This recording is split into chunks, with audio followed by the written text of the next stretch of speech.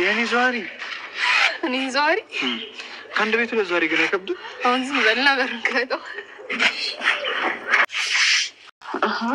ኪራ ለጋሽ ምግብ ልስራለት። እባክሽ ተኝቷል፣ ክፍሉ ሄጃችኋለሁ። እና አንተ ሂድና ልብስን ቀይረህ ተኛ። እሺ ልብስ ምረጭልኝ። ለቤት ነው የምመርጥልህ። ችግር አለ? አንተ ትሞዘዛለህ ገና። እኔ የምልሽ ወይ ክፍሉ ቤት ነው ያለው? እኔ እንጃ፣ ጋሽ እኮ ከሀገር ወጥቷል ሲል የሰማሁት መስሎኝ።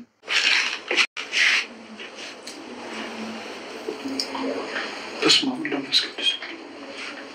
ምንድን ነው ዛሬ አይኔ ሰውዬ ብቻ የሚያሳይ? በህልሜ ነው እንዴ? ኧረ እራሱ ነው እንዴ? ከእውነትም መሸሽ ሰው እንኳን አይደለሁም። ዋው ያልከውን ከኖርከው ጥሩ ነው። እንዴት ጥሩ ነው አልሽ? ብዙ ጊዜ ይህንን ማንነቴን ብዙ ሰው አይወደውም ነበር። ምክንያቱም እውነታውን ባለመቀበሏ ምክንያት ራሷን የምትቀጣ ሰው ስለማቅ። አንቺ እንዳልሆንሽ እርግጠኛ ነኝ። እኔማ በሆን በምን እድሌ። ባለመሆንሽ እንኳን አትከፊ። ለምን? ምክንያቱም የሰውን ህመም ሁሉ መታመም ቢቻል ኖሮ እናቴ ልጆቿን ህመም በሙሉ ሰብስባ ብቸኛዋ ታማሚና በሽተኛ እሷ ትሆን ነበር። ጥሩ አገላለጽ ነው። አመሰግናለሁ። ሳሎን አሁን ለኛ የተፈቀደ መሰለኝ። በቃ ልሂድ። ሰላም እንዴት ናችሁ? ደህና ናችሁ? የሰላም ሀበሻ ቻናል ቤተሰቦቼ በያላችሁበት ሰላማችሁ ይብዛ። ለቤት አዲስ የሆናችሁ የደውል ምልክቱን በመጫን ቤተሰብ ይሁኑ ለማለት እወዳለሁ። እንኳን አደረሳችሁ ለጌታችን ለመድኃኒታችን ለኢየሱስ ክርስቶስ ለትንሣኤ በዓል እንኳን አደረሳችሁ ብያለሁኝ። እና ውዶቼ ዛሬ እንግዲህ የመጣሁት በጽናት ተከታታይ ድራማ ነው። ጽናት ክፍል 65 እንሆ ተለቋል፣ ትናንት ማለት ነው። እና ደስ የሚሉ ነገሮች ነበሩ። ያው እንግዲህ ኬራ እንዲሁም ደግሞ ከአባቱ ጋር ከጽናት ጋር ሆነው አብረው እንግዲህ ማድ ቀርበው በልተዋል ማለት ነው። ምክንያቱም ከዚህ በኋላ አንቺ ልጅ እንጂ ሰራተኛ አይደለሽም፣ ስለዚህ የኬራ የልጅ ሚስት ስለሆንሽ ከኛ ማድ አብረሽ መቅረብ አለብሽ በማለት እሷም አቀራርባ ልክ ልትመለስ ስትል የሚጨመር ነገር ካለ ጥሩኝ በማለት እንግዲህ ልትመለስ ስትል ምንም የሚጨመር የለም፣ ግን ደግሞ ራሽን ጨምሪ፣ አብረሽን እንድትወኝ እንፈልጋለን፣ አንቺ ከዚህ በኋላ የልጄ ሚስት ነሽ በማለት እንግዲህ የኬራ አባት እንትን ብሏታል ማለት ነው። ስለዚህ ኬራ ደግሞ ተቀመጪ በቃ በማለት እንግዲህ ተቀምጣ አብረው ማድ በልተዋል። ደስ የሚል ነበረ። እንዲሁም እኔን ሳይሆን እሷን አጉርሳት መልመድ አለብህ እያለ እንግዲህ አባትየው ለኬራ ሲያሳይ እንግዲህ አይተናል። ሌላው ደግሞ እንግዲህ ያው ክብሩ ወደ ውጭ ሄዷል ተብሎ ነበረ። እንግዲህ እስከ ዛሬ ለትምህርት ወደ ውጭ ሄዷል የሚል ሀሳብ ነበረ፣ ግን ደግሞ ክብሩ አልሄደም። እሱም ደግሞ ያው ነገሮቹን ሁሉም ነገር ቢሳካለትና የሆነው ሁሉ ነገር ቢሆንለት እንዲሁም ደግሞ የኬራ አባትም ይሄን ዓላማ እንዲሳካ ብዙ ነገሮችን አድርጎ ነበረ።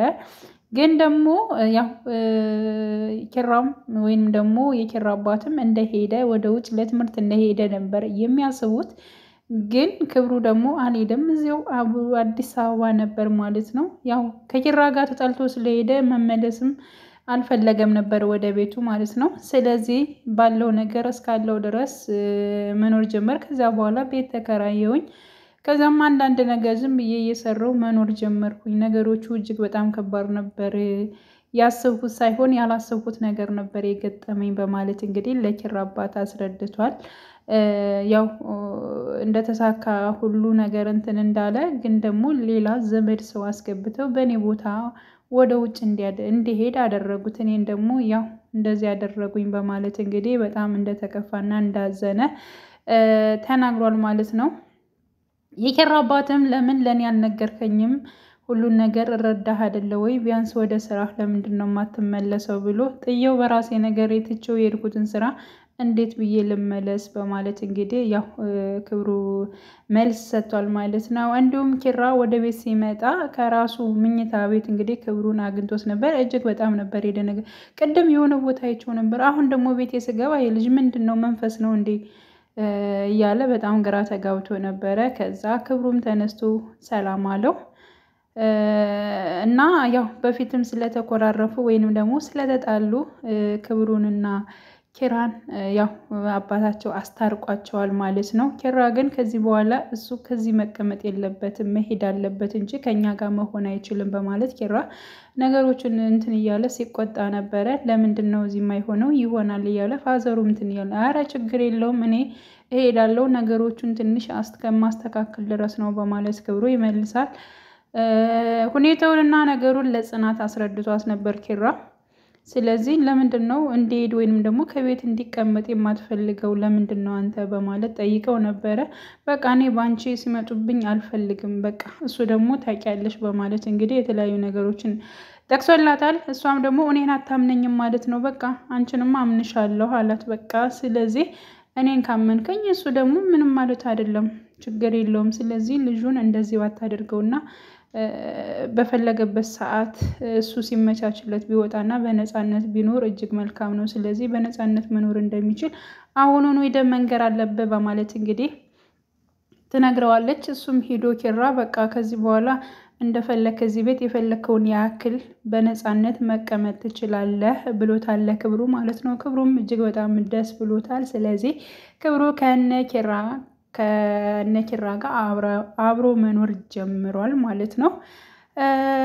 ያው እንግዲህ በጣም የሚያሳስብና በጣምም ሲሰማ ምን ይሰማዋል ይጎዳል ተብሎ የሚታሰበው የኪራ የእናቱን ህመም ነው ማለት ነው። እንግዲህ አንዳንዴ እናቱን ባናገረበት ሰዓት እናቱ በጣም ስትስል እንትን ብሏታል ሰምቷታል ማለት ነው። ስለዚህ ለምንድን ነው እያመመሽ እዚያ የሆንሽው እናቴ ነይ በቃ ካልሆነ ሌላ ሰው ይሆናል ከአያቴ ጋር ስለዚህ አንቺ መምጣት አለብሽ እያመመሽ እኮ ነው በማለት እንግዲህ እናቱን እንትን ብሏል ማለት ነው። እንዲሁም ለአባቱ እናቴ በጣም እያመማት ነው ስለዚህ መምጣት አለባት እሷ ካልመጣች ግን እኔ ራሴ ሂጄ አመጣታለሁ በማለት ኪራ ለአባቱ ይነግረዋል። አባቱን በቃ አታስብ ችግር የለውም አንተም ሂደህ አትለፋም እኔ ራሴ እንድትመጣ አደርጋለሁ በማለት እንግዲህ ይነግረዋል ማለት ነው። ስለዚህ እናቱ የኪራ እናት የካንሰር ታማሚ መሆኗን ኪራ አያውቅም ግን ናሆሜም ያውቃል ያው ነግረውታል ማለት ነው። ስለዚህ ናሆሜ እጅግ በጣም እየተጨነቀ ነው። ምክንያቱም አብሮ አደጌ የሆነው ኪራ ይህን ነገር ሲሰማ ምን ይሰማዋል እና እኔ መደበቂን ሲሆን ሲያቅ እንዴት ነው የሚለው በቃ ነገሮቹ ብቻ ግን ውስብስብ ብሎብኛል እያለ ናሆሜ ያው ሲያስብ አይተናል ማለት ነው። ሌላው ደግሞ እንግዲህ ሰኒ ማለት ነው። ሰኒ ወደ ነኪራ ቤት መታ ነበረ። እንዲሁም ደግሞ ክብሩም ስለነበረ አብረው ትንሽ የማውራት እድሉን አግኝተው ነበረ ማለት ነው። ሁለት ቀልደኞች አንድ ላይ ሆነዋል ማለት ነው። ክብሩም በቀልድም በትምህርትም ብቻ ግን ምክር በሚመስል ነገሮች አዘል ቃላቶችን ሲናገር ነበረ። እሷም እንደዚው ማለት ነው። በነገራችን ላይ ሁለታቸውም በፈተናዎችና በብዙ ነገሮች ያለፉ ልጆች ናቸው ነን ለመናገር ማለት ነው። የሆነ አመጣጣቸውን ስታዩት እሱም ብዙ ነገሮች እናቱን አጥቷል ብዙ ነገሮችን አሳልፎ ወይም ደግሞ ጎበዝ ሆኖ ጠንክሮ አሁን ያለበት ላይ ደረጃ እናየዋለን ማለት ነው። ሰኒም ብትሆን እንደዚሁ ነው። ሰኒም በጣም ብዙ ነገሮችን ያሳለፈች ልጅ ነች እያሳለፈችም ያለች ልጅ ነች ማለት ነው ብቻዋን። ስለዚህ በእርግጠኝነት የሁለታቸው እንደዚህ እንትን ማለት አብሮነት ይቀጥላል ብዬ አስባለሁ። ስለዚህ ከዚህ በኋላ ሰኒ ብቻዋንም አትሆንም ያው ክብሩ ጋር ነው የምትሆነው ብዬ አስባለሁ። እንግዲህ እኔ እንደሚመስለኝ ማለት ነው። ሁለታቸውም ቀልደኞች ናቸው እና ሁለታቸውም አንድ አይነት የሆነ ጸባይ ነገር አላቸው ይስማማሉ የሚል ሀሳብ ነው ያለኝ ማለት ነው። ይመጣጠናሉ ያው እንግዲህ እኛ ያየነውን እንትን ማለት ነው ማጣመር ነው አይደል ስራችን። ስለዚህ የምሬን ነው የምላቸው ወደፊት ራሱ የሚጣመሩ ይመስለኛል ማለት ነውና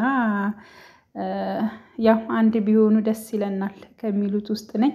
እና ውድ ቤተሰቦቼ ሁላችሁንም አመሰግናለሁ በያላችሁ አመሰግናለሁ። እንግዲህ በቀጣይ ፓርት ማለት ነው በክፍል 66 ሁላችንም በጉጉት የምንጠብቀው ይሆናል። በእርግጠኝነት ኪራ የእናቱን ጉዳይ ያውቃል። እንዲሁም ደግሞ ጽናትና ኪራ ያው የመጋባት እንትኑ ይኖራል የሚል ነው። እንግዲህ ጊዜው የሰርግ ነው። እንዲጋቡ ለማለት እንወዳለን እና ውድ ቤተሰቦቼ በያላችሁበት ሰላማችሁ ይብዛልኝ። በድጋሚ ለቤት አዲስ የሆናችሁ ደወል ምልክቱን በመጫን ቤተሰብ ይሁኑ ለማለት እወዳለሁ። በያላችሁበት ሰላማችሁ ይብዛልኝ። መልካም ጊዜ መልካም በዓል ተመኘውላችሁ።